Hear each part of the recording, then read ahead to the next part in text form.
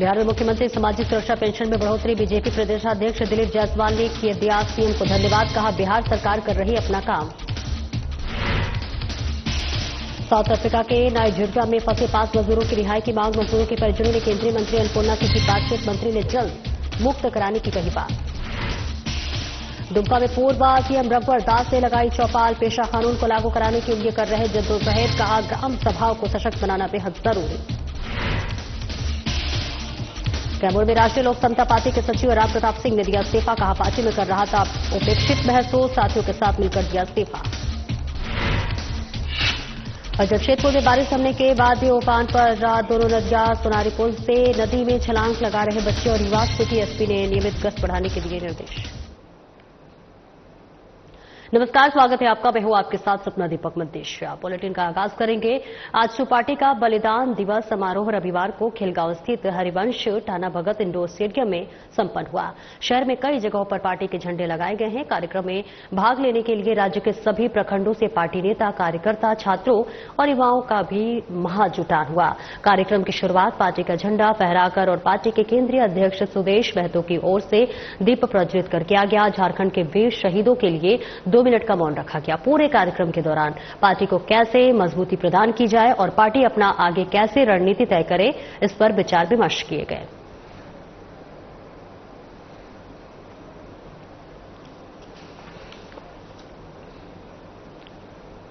और वहीं बीजेपी के वरिष्ठ नेता और पूर्व केंद्रीय मंत्री शहनवाज हुसैन ने विपक्ष पर करारा हमला बोला है।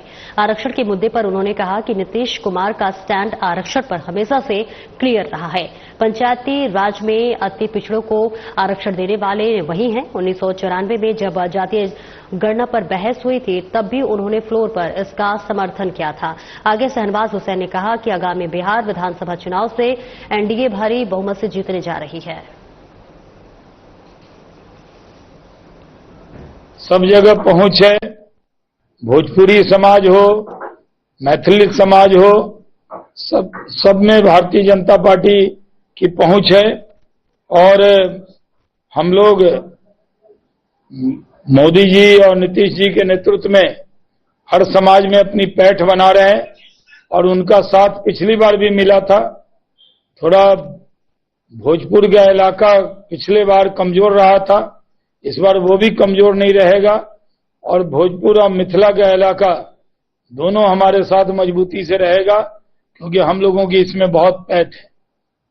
इजराइल और ईरान के युद्ध पर सोनिया गांधी ने ट्वीट किया है, जिसमें कहा है कि भारत सरकार जो है उससे चुप्पी क्यों साधे। भारत चुप्पी नहीं साधे हुआ है। भारत तो शुरू से, हम तो बौद्ध गया में है, ये तो बुद्ध का देश है। हम शांति चाहते हैं, अमन चाहते हैं, तुरंत जंग खत्म हो ये चाहते हैं। और वो हमारे जो छात्र फंसे हुए थे ईरान में, सबको भारत ने ऑपरेशन सिंधु के तहत निकाला है। मुख्यमंत्री सामाजिक सुरक्षा पेंशन 400 से बढ़कर 1100 रुपए किए जाने पर बीजेपी के प्रदेश अध्यक्ष दिलीप जायसवाल ने मुख्यमंत्री नीतीश कुमार को धन्यवाद दिया है। उन्होंने पत्रकारों को संबोधित करते हुए कहा कि बिहार सरकार अपना काम कर रही है। आपने बहुत अच्छा फैसला लिया। वृद्धावस्था पेंशन जो है, जिस तरह से बुजुर्गों को कल उन्होंने सम्मान दिया, मैं भावनात्मक रूप से उनके पास जाकर के उनको धन्यवाद देने गया कि आपने बहुत अच्छा काम किया है। और पूरे बिहार के जो बुजुर्ग हैं, सामाजिक सुरक्षा पेंशन के तहत जो आपने उनका पेंशन बढ़ाया है, हम भी आपको हृदय से धन्यवाद देते हैं। नेता प्रतिपक्ष की तरफ से कहा जा रहा है कि ये हम लोग पहले तय कर लिए। नेता प्रतिपक्ष अपना काम करें, सरकार अपना काम कर रही है। उसके आंकड़े को लेकर 11 से जो किया गया है उसको नेता प्रतिपक्ष तो ठीक है, जब वो आए तो उसको 20,000 रुपया कर दें। दाल बजाने वाले का कोई जवाब नहीं होता है, इसलिए जिसको सत्ता में आना ही नहीं है, जो सत्ता में है ही नहीं, वो कुछ भी बात करे तो उसका कोई मतलब नहीं। जनसुराज के सूत्रधार प्रशांत किशोर ने परिवारवाद पर जमकर हमला बोला। इस दौरान प्रशांत किशोर ने बिहार की विभिन्न पार्टियों को लेकर क्या कुछ कहा, सुनिए। हम तो मन से कहते हैं, लालू जी को कहते हैं कि भाई आप किसी योग्य यादव को राजद का नेता घोषित कीजिए जो आपके परिवार का न हो। हम लोग अब उसका मदद करेंगे। अगर ये तर्क है कि लालू जी ही बिहार को समझते हैं या यादव समाज की सबसे बड़ी आबादी है तो उन्हीं का मुख्यमंत्री होना चाहिए, तो जन स्वराज कह रहा है कि भाई किसी योग्य यादव को आप अपना नेता बनाइए, हम लोग आपके पीछे खड़े हो जाएंगे। लेकिन मेरे भाई लालू जी को यादव की चिंता नहीं है, उनको तेजस्वी यादव की चिंता है, उनको अपने बच्चे की चिंता है। आप लोग जात में फंसे हुए हैं और लालू जी अकेले नहीं है। मांझी जी को अपने बेटे की चिंता है, बहू की चिंता है, समधन की चिंता है। पासवान जी को अपने पासवान समाज की चिंता है। कोई पंडित का नेता है, उसको अपने पंडित की चिंता, अपने परिवार की चिंता है। कोई कुशवाहा का, कोई दुसाध का, कोई पासवान का, कोई अति पिछड़ा का, कोई राजपूत का, भूमियार का, जो जिस जाति में पैदा हुआ है। नेता अपनी राजनीति कर रहा है, अपने परिवार अपने बच्चे की राजनीति कर रहा है। जाति में आप और हम उलझे हुए, ये बात हम लोग 3 साल से कह रहे हैं। झारखंड के पूर्व सीएम रघुवर दास ने राज्य सरकार को जमकर आड़े हाथों लिया है। उनका कहना है कि वर्तमान में इस राज्य में सीओ ऑफिस से लेकर सीएमओ तक भ्रष्टाचार व्याप्त है। सीएमओ में प्रधान सचिव रहे विनय चौबे आज होटवार जेल में हैं। ऐसा कोई भी विभाग नहीं है जहां घोटाले नहीं हो रहे हैं। पेयजल विभाग हो या फिर शराब या फिर कोई अन्य विभाग, हर जगह भ्रष्टाचार है। रिपोर्ट देखिए।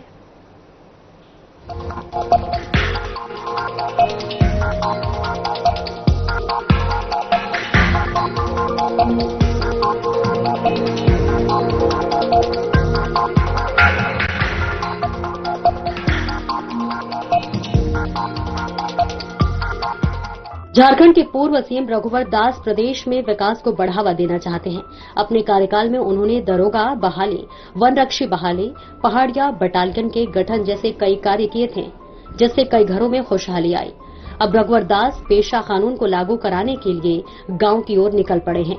रघुवर दास अपने 2 दिवसीय दौरे पर दुमका में हैं, जहां वो लिट्टीपाड़ा, जामा और बरहेट में चौपाल लगाकर लोगों से बातचीत कर रहे हैं।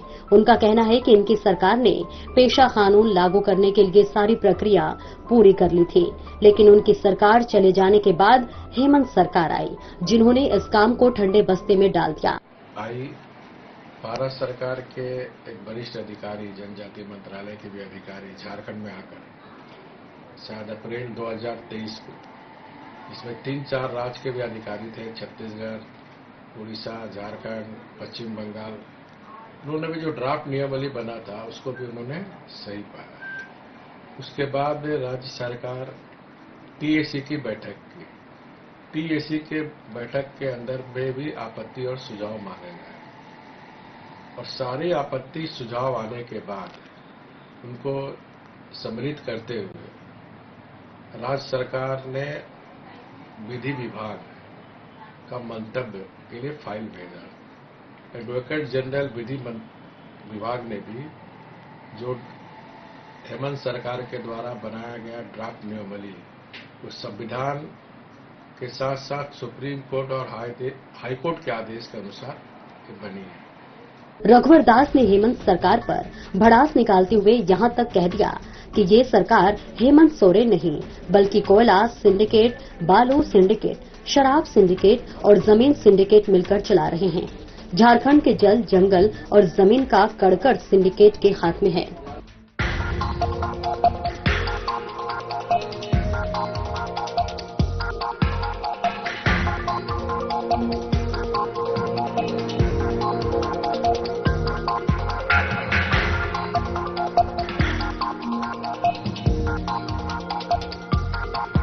वहीं रघुवर दास ने कहा कि जब जब जेएमएम कांग्रेस की सरकार आई, तब तब उनके घोटाले उजागर हुए। बीजेपी के शासनकाल में चाहे 2000 में बाबू लाल मरांडी की सरकार रही हो या उसके बाद अर्जुन मुंडा की सरकार रही हो, कहीं कोई भ्रष्टाचार नहीं हुआ। जबकि इस जेएमएम कांग्रेस शासन में पहले भी मुख्यमंत्री, मंत्री, अधिकारी जेल जा चुके हैं। वर्तमान में भी पूर्व मंत्री आलमगीर आलम कमीशनखोरी के आरोप में जेल में है। जब जब कांग्रेस, जेएमएम, आरजेडी की सरकार बनती है, तब तब झारखंड शर्मसार होता है। सरकार बनी थी ना 2007-8 में, उसमें तो मुख्यमंत्री से लेकर मंत्री, अधिकारी भी जेल गए थे। भारतीय जनता पार्टी भी तो 2000 से सरकार थी ना। माननीय बाबूलाल जी थे, माननीय अर्जुन मुंडा थे, हमारे सर कौन मंत्री, कौन अधिकारी जेल गए थे? आज फिर कांग्रेस जेल में मारजेडी की सरकार बने, मंत्री जेल में आए करिए आप ही के संथाल पगाना का कमीशन घोटाला में। ये सरकार तो घोटाले और गोलमाल का कहानी है। मैं शुरू से कहता था कि ये सरकार सीओ से लेकर सीएमओ तक भ्रष्टाचार में लिप्त है। उसका उदाहरण देख लीजिए। सीएमओ का अधिकारी थे ना, प्रधान सचिव थे श्री विनय चौबे जी, उत्पाद सचिव भी थे और प्रधान सचिव भी आज कहां होटवार जेल में है। कोई ऐसा विभाग नहीं जहां घोटाला नहीं होता। पेयजल घोटाला, कटमनी घोटाला, शराब घोटाला, तो ये सरकार हेमंत सोरेन नहीं चला रहा है, सरकार चला रहा सिंडिकेट, शराब सिंडिकेट, कोयला सिंडिकेट, बालू सिंडिकेट, जमीन सिंडिकेट, सरकार ये चला रहा है। इसी के साथ सवालिया लहजे में आलोचना करते हुए रघुवर दास ने कहा कि इस सरकार के 5 साल में यहां के पहाड़ों और जंगलों की क्या स्थिति है सबको पता है। क्या बालू घोटाला नहीं हुआ? संथाल परगना में कोयले की ढुलाई कौन करवा रहा है? नियोजन में गड़बड़ी कौन कर रहा है? यहां नियोजन में ऐसी नीतियां बनाई जा रही हैं जिससे ये उलझ कर रह जाए। यहां ठेकेदार को योग्यता के आधार पर नहीं बल्कि कमीशन के आधार पर काम मिल रहा है। लोग ने अंग्रेज से शहीद हुआ, इसी संस्कृति, इसी जल जंगल बचाने को जरूरी थे। आज क्या है 5 साल के अंदर झारखंड के जल जंगल जमीन का टन टन कन कन सिंडिकेट के हवाले है। क्या हाल है संथाल परगना पहाड़ का हाल? क्या हाल है? जंगल अवैध कटाई नहीं हो रहा? क्या हो रहा? बालू का घोटाला नहीं हो रहा? अगर पेशा कानून लागू हो जाएगा तो उस क्षेत्र का पड़ने वाला बालू का देख रेख करेगा कौन? ग्राम सभा। और इसीलिए अब नियोजन का भटकाव कौन कर रहा? अब ऐसी नीति बना रहा है ताकि नियोजन में भटकाव हो। यहां ठेकेदार को योग्यता के आधार पर काम नहीं मिलता है, कमीशन के आधार पर ठेकेदार को ठेका मिल रहा है। आपके संथाल परगना में क्या है? कोयला का ट्रांसपोर्टिंग से लेकर कौन नहीं जानता किसके हाथ में कौन सिंडिकेट काम कर रहा है। इसी दौरान रघुवर दास दुमका में झारखंड की वर्तमान सरकार पर काफी आक्रामक दिखे। उन्होंने कहा कि ये सरकार अक्षम और निकम्मी है।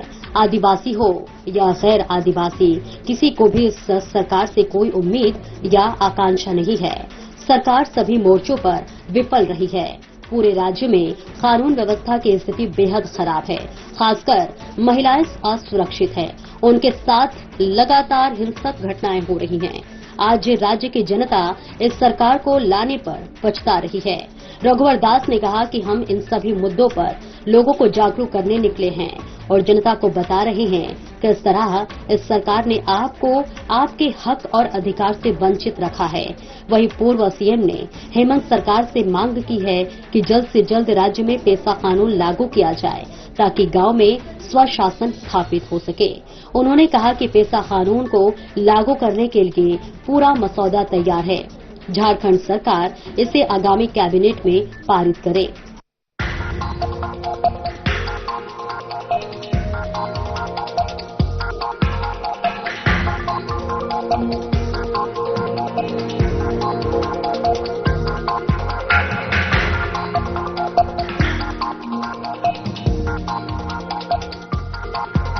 बहरहाल पूर्व सीएम रघुवर दास ने कई मुद्दों पर राज्य सरकार को घेरते हुए पेशा कानून लागू करने की मांग की है। साथ ही हेमंत सरकार के दूसरे कार्यकाल का पूरा ब्यौरा जनता के सामने लाना शुरू कर दिया है। रघुवर दास का कहना है कि राज्य में न कोई वैकेंसी है, न कोई नौकरी, न कोई रोजगार है। इस सरकार में सिर्फ काला कारोबार है। अब देखना लाजमी होगा कि रघुवर दास के जन जागरूकता अभियान से क्या कुछ फर्क पड़ता है या फिर प्रदेश में यही हाल रहता है। ब्यूरो रिपोर्ट, साधना प्लस न्यूज, दुमका।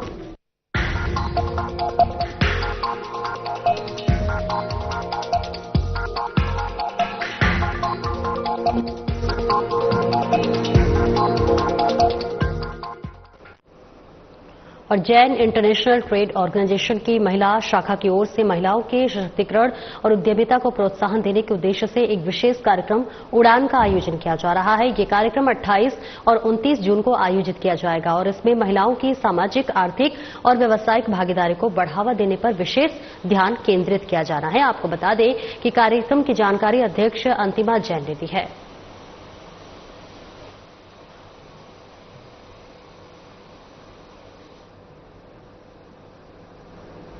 हजारीबाग में इन दिनों अपराधियों के हौसले बुलंद नजर आ रहे हैं। ताजा मामले में दिन दहाड़े शहर के बीचों बीच एक स्वर्ण व्यवसायी की दुकान में पल्सर सवार नकाबपोश 2 अपराधी अचानक से पहुंचे और ताबड़तोड़ 7 राउंड गोली फायरिंग कर दिया। हालांकि इस घटना में कोई भी हताहत नहीं हुआ, लेकिन दुकान के सामने लगे शीशे में गोली लगी है। वह इस घटना से व्यवसायियों में दहशत का माहौल कायम है। घटना की जानकारी मिलते ही सदर थाना की पुलिस मौके पर पहुंचकर पूरे मामले की तफ्तीश कर रही है। व्यक्ति को बाइक पर सवार थे, एक आगे चला रहा था, एक पीछे से अब गोली चलाने लगे डायरेक्ट 7 गोली चलाए। कौन थे, कितने उम्र के लड़के थे, क्या ज्यादा उम्र के नहीं, 30-35 का थे जो चला रहा था गोली। कौन सी बाइक में थे, कितने लोग थे? 2 व्यक्ति थे। कौन सी बाइक में थे? बाइक में तुम ध्यान नहीं दे, बाइक पर डायरेक्ट लगा के हाथ चलाने लगे। अब किधर से आए, किधर गए? उस साइड से आए थे, अच्छा, क्या लगता है जब गोली क्या लगा, दहशत बनाना था, किसी को टारगेट करना था? कितना बजे का मामला है ये? देखिए, ये मामला 2 लड़के एक बाइक पे आए थे और इन्होंने पूरी दुकान की तरफ सामने 7 राउंड फायर। घटना क्या चली चाहिए, क्या हम लोग तहकीकात कर रहे हैं, अभी कुछ पता चला है, टीम हमने लगा दिया है, सीसीटीवी फुटेज का अवलोकन कर रहे हैं।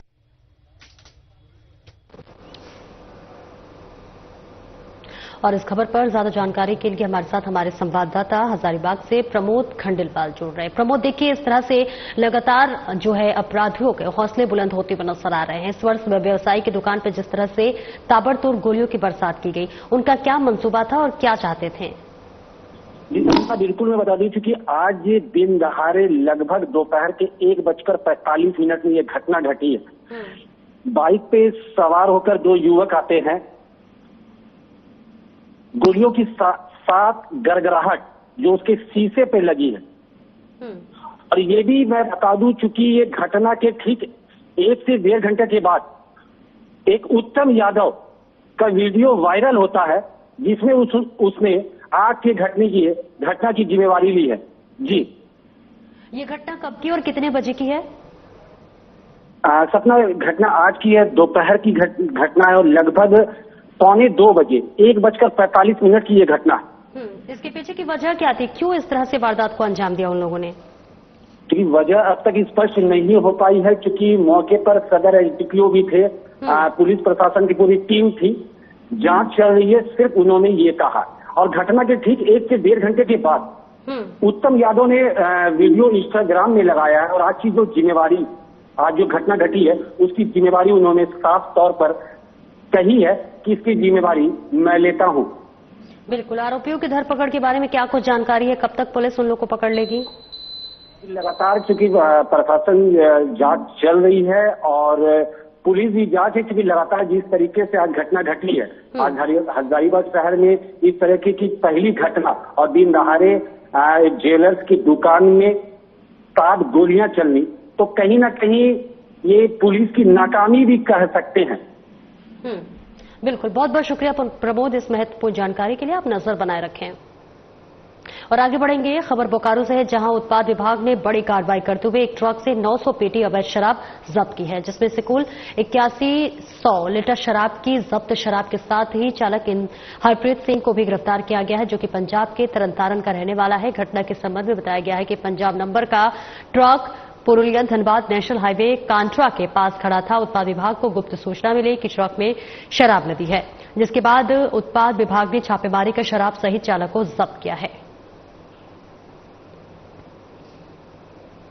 पश्चिमी सिंहभूम के मनोहरपुर स्थित प्रतिष्ठित आरटीसी स्कूल के छात्रावास में उस वक्त हड़कंप मच गया जब 9वीं कक्षा में पढ़ने वाले छात्र का शव हॉस्टल के कमरे में फंदे से झूलता मिला। 14 वर्षीय सौरभ आनंदपुर का रहने वाला था और अनुसूचित जाति छात्रावास में रहकर पढ़ाई कर रहा था। ये घटना स्कूल के 26 वर्षों के इतिहास में पहली बार हुई जिसने पूरे विद्यालय परिसर को शोक में डुबो दिया। वहीं परिजनों ने स्कूल प्रबंधन पर गंभीर आरोप लगाया है। फिलहाल ये सवाल उठ रहा है कि आखिर क्या वजह रही कि एक छात्र ने इतना बड़ा कदम उठाया। क्या ये महज एक संयोग था या फिर इसके पीछे कोई दबाव, उपेक्षा या और कुछ? पुलिस हर पहलू की बारीकी से जांच कर रही है। कल तकरीबन रात 8 बजे मेरे जियाजी के पास फोन आता है कि आपका बेटा इस दुनिया में अब नहीं रहा। स्कूल जाने के बाद हमें जानकारी मिलती है कि बगैर पुलिस प्रशासन के मेरे भगना को स्कूल प्रशासन ही उसे पंखे से जब फंदा लेता तो उसे उतार लेती है बगैर प्रशासन की। और हाँ, किसी को भी नहीं बताया गया था मेरे घर में कि आपका लड़का ये हो गया बोलकर। 8 बजे 2 घंटा के बाद घर में बोला जाता है कि आपका लड़का इस दुनिया में नहीं है। क्या लगता है इस तरह का? मैंने ये मुझे लगता है कि यह साजिश है। साजिश है, कुछ न कुछ छुपा रहा है। कुछ न कुछ स्कूल प्रशासन की ओर से छिपाया जा रहा है। इससे पहले कुछ शिकायत आया था? कोई शिकायत नहीं आया है बच्चा का, कोई शिकायत नहीं। या तो बच्चा खुद शिकायत किया होगा? नहीं, बच्चा भी कोई शिकायत नहीं किया, कुछ भी शिकायत नहीं किया। जब भी फोन करता था घर में कुछ जरूरत पड़ता था तो घर में बोलता था, है ना। और इस तरह का ये 5 से 6 दिन पहले वो घर आया था। अच्छा। उसका तो हॉस्टल गया हुआ। लोग चाहते हैं कि फोरेंसिक जांच हो ताकि सही का पता चल सके आखिर ऐसा क्या हुआ जो मेरा भगना आज मृत हो चुका है। जब आया उस रूम का बच्चा और जब खोला तो देख रहा ना, ये खोलने का कोशिश किया तो अंदर से लॉक था। तो वो जब लॉक देखा तो फिर वो नीचे से झांक करके देखा क्या है, तो बच्चा था। अचानक से देखा पाँव सब दिखा तो वो दौड़ते हुए, हम नीचे में थे तो दौड़ते हुए आके के हमसे बात किए। जैसे बात की कि ऐसे ऐसे हम पाँव दिख रहा है, खिड़की तो खुला है बोलते थे। तो दूसरा साइड में खिड़की है। तब तक में हम तुरंत में खिड़की देखने गए। 2 सर थे हमारे, देव सर थे और एकादश सर थे। तो लोग को बोले कि जाइए, तुरंत जाइए, उनका दरवाजा ठोको तोड़िए बोले। तो हम नीचे में थे, हम देखे एक बच्चा को उस छत के सामने में खिड़की है में देखने बोले तो बच्चा लटका हुआ था। और वही बारिश थमने के साथ ही जमशेदपुर में बाढ़ का खतरा टल गया है, जिससे बाढ़ प्रभावित लोग और जिला प्रशासन राहत की सांस ले रहे हैं। लेकिन शहर की दोनों नदियां अभी भी उफान पर हैं। इस बीच सुनारी पुल से बच्चे और युवा नदी में मौत की छलांग लगा रहे हैं। ये नजारा जिला प्रशासन के लिए सिरदर्द बन गया है क्योंकि किसी भी वक्त बड़ा हादसा हो सकता है। जैसे ही मीडिया की टीम मौके पर पहुंची, बच्चे वहां से भाग खड़े हुए। इस मामले को लेकर सिटी एसपी कुमार शिवाशीष ने सख्त रुख अपनाया है। उन्होंने सुनारी थानेदार को तुरंत जांच करने के और क्षेत्र के नियमित गश्त बढ़ाने के निर्देश दिए हैं। जी, अभी क्योंकि ये बारिश के कारण नदी का लेवल भी बढ़ा है और काफी सारे, बस ये युवक कूदने वाले नहीं बट काफी सारे टूरिस्ट जो उस एरिया में हमें दिख रहे हैं, वहां पे हो गया, डिमना में हो गया, ये सब एरिया में। तो अपने चैनल के माध्यम से हम ये अपील करना चाहेंगे कि अपने जो भी टूरिज्म करे उसमें हमें कोई इशू नहीं है, बढ़िया से टूरिज्म करे बट उसमें रिस्पॉन्सिबल रहे, ज्यादा नदी के पास नहीं जाए। और स्पेशली जो ये युवक है जो कूद रहे हैं, हमने थाना प्रभारी को जिसमें निर्देश दिए हैं। कल इनफैक्ट शाम में माइकिंग भी हुई है पीसीआर के थ्रू और वहां पे जो पीए सिस्टम लगा उसके थ्रू माइकिंग भी हमने करने की कोशिश की है कि जितना डिस्टेंस मेंटेन कर सकते हैं नदी से उतना से रहें, दूरी से रिस्पॉन्सिबली व्यू को एंजॉय करें। और ये जो बच्चे कूद रहे हैं इन्हें तो हमने काफी सख्त हिदायत दी है कि ये सब इस ऐसे एक्टिविटीज में पार्ट नहीं ले क्योंकि बाद में आप ही की जान के लिए जोखिम का मामला हो सकता है। तो इसमें हम लोग आपके चैनल के माध्यम से अपील भी कर रहे हैं और बाकी हम लोग वहां पे भी पीए सिस्टम से कार्रवाई कर रहे हैं। बोकारो जिला अंतर्गत चंद्रपुरा प्रखंड को धनबाद जिले के बागमारा प्रखंड से जोड़ने वाले घुटवे के पास जमुनिया नदी पर बनी नवनिर्मित पुल का गार्ड वॉल मानसून की पहली बारिश के साथ ही ताश के पत्तों की तरह बिखर गई और पुल का संपर्क पथ क्षतिग्रस्त हो गया। भ्रष्टाचार को भेंट चढ़ चुके इस पुल का निर्माण मुख्यमंत्री ग्राम सेतु योजना अंतर्गत ग्रामीण विकास विशेष प्रमंडल धनबाद की ओर से किया गया है। पुल का निर्माण संवेदक प्रीति इंटरप्राइजेस की ओर से 4 करोड़ 75 लाख की लागत से बनाया गया है। पुल के क्षतिग्रस्त होने की सूचना पर बोकारो जिला प्रशासन को मिली तो बेरमो एसडीएम मुकेश मछुआ और चंद्रपुरा प्रखंड बोठियो ईश्वर दयाल महतो ने मौके पर पहुंचकर पुल का निरीक्षण किया। एसडीएम ने पूरे मामले की टेक्निकल टीम से जांच कराने की बात कही। नदी के पुल का जो गाढ़वाल है उसको देखने के लिए आए थे। अभी पुल नया नवनिर्मित है, लेकिन अभी से इसका जो अप्रोच पथ है, जो गाढ़वाल है, वो धंस गया। तो ऐसी स्थिति में इसमें टेक्निकल जांच की आवश्यकता है। और जैसा कि अभी संज्ञान में आया कि ये हमारा बोकारो जिला और धनबाद जिला, बागमारा प्रखंड और चंद्रपुरा प्रखंड के सीमाना में जामुनिया नदी है, उसी पर बना हुआ। और जांच करने पर संज्ञान में ये बात आ रहा है कि ये विशेष प्रमंडल धनबाद से शायद बना हुआ है। तो इसको एक बार पुनः हम लोग देख लेते हैं, जांच कर लेते हैं। लेकिन टेक्निकल चीजें को अभी देखने से ये पता चल रहा है कि निर्माण में कुछ अनियमितता बरता गया है, जिसके कारण गाढ़वाल धंस गया।